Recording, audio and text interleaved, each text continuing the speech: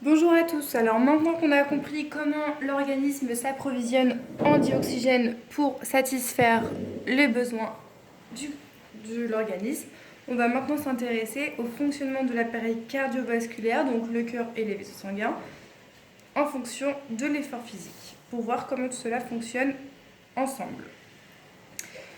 Alors, le problème que vous devez résoudre est comment l'appareil cardiovasculaire, donc je répète le système constitué du cœur et des vaisseaux sanguins, permet-il de faire circuler le dioxygène dans l'organisme pour satisfaire ses besoins.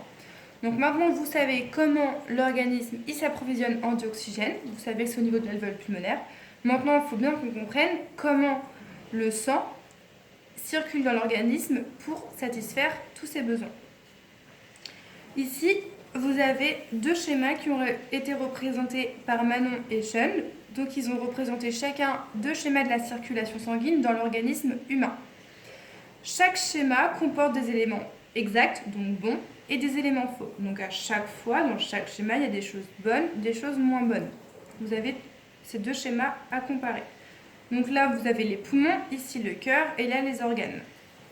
On vous dit que la flèche bleue, c'est le sang qui est pauvre en dioxygène, et la flèche rouge, le sang riche en dioxygène.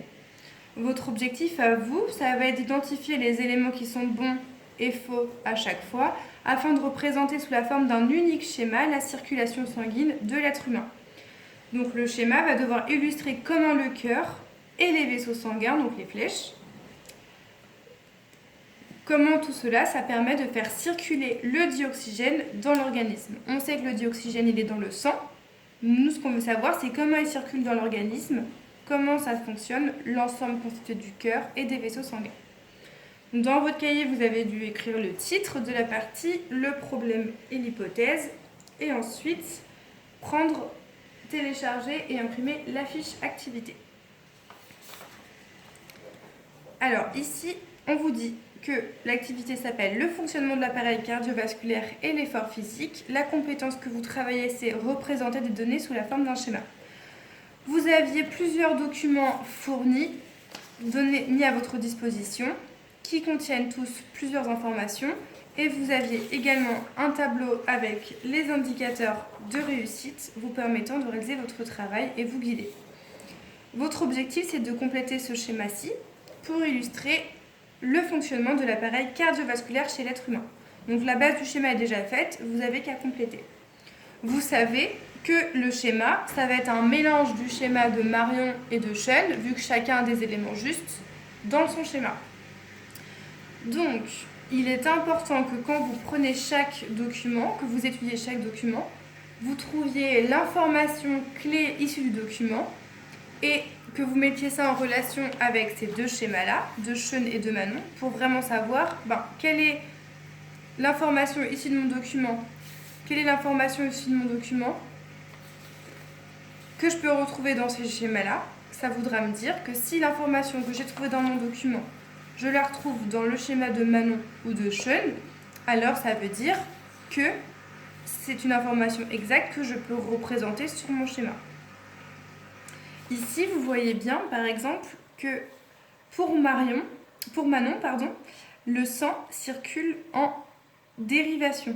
Vous avez vu ça en physique. Ça veut dire que là, le sang, la flèche rouge, le sang arrive en même temps dans l'organe 1 et en même temps dans l'organe 2. Le sang, il est en dérivation. C'est comme un circuit électrique. Ça va en même temps, ça ressort des organes 1 et 2 en même temps pour rejoindre les poumons, sur le schéma de Manon.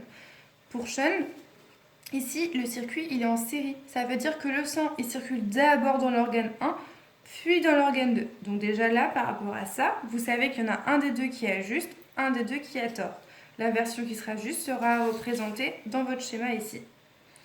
Donc, par exemple, dans le document 1, ici, vous avez le tableau de la quantité de dioxygène présent dans le sang à l'entrée et à la sortie des deux organes.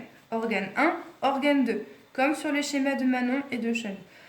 Vous voyez que dans le sang qui entre dans l'organe 1, on a 20,4 ml de dioxygène pour 100 ml de sang et qu'on a également 20,4 ml de dioxygène pour 100 ml de sang. Vous voyez que le sang sortant, à chaque fois, c'est environ 15 ml de dioxygène pour 100 ml de sang. Il faut qu'à partir de ce document-là, vous trouviez l'information majeur, qu'est-ce que vous déduisez de ça pour comprendre si finalement c'est Manon ou si c'est Sean qui a raison à partir de ce document que vous venez d'étudier. Quand vous avez identifié cette information clé, vous pouvez commencer à représenter ces informations sous la forme d'un schéma. Ici, complété. Vous devez faire ce travail à chaque fois avec chaque document. Vous étudiez le document, vous déduisez une information, enfin vous trouvez une information clé que vous pouvez confronter aux deux schémas de Manon et de Sean.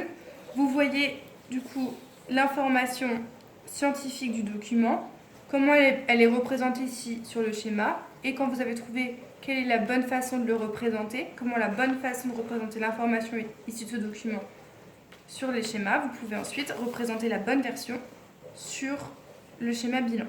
Faites ça à chaque fois pour chaque document. Un document égale une information que vous pouvez retrouver sur le schéma de Manon ou de Sean, que vous devez ensuite représenter ici. Donc vous avez une succession de documents. Chaque document, vraiment, c'est une information et une seule, unique, pas plusieurs. Une fois que vous avez tout trouvé et trouvé les éléments exacts de chaque schéma, vous faites votre schéma bilan. Aidez-vous bien de la grille des indicateurs de réussite. Il faut bien distinguer la circulation pulmonaire de la circulation générale, par exemple, donc à vous de bien légender. C'est important de bien suivre ces indicateurs pour ne pas faire d'erreur. Et ensuite, vous avez une petite question. Comment on peut expliquer le fait que la paroi du cœur gauche soit plus épaisse que celle du cœur droit?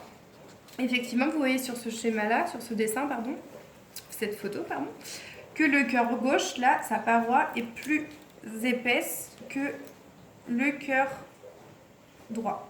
Pourquoi le cœur gauche, la paroi est plus épaisse que celle du cœur droit?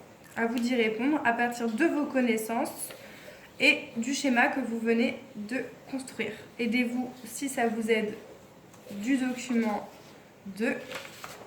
Mais normalement, avec simplement les connaissances et ce que vous venez de construire comme schéma, vous avez la réponse immédiatement.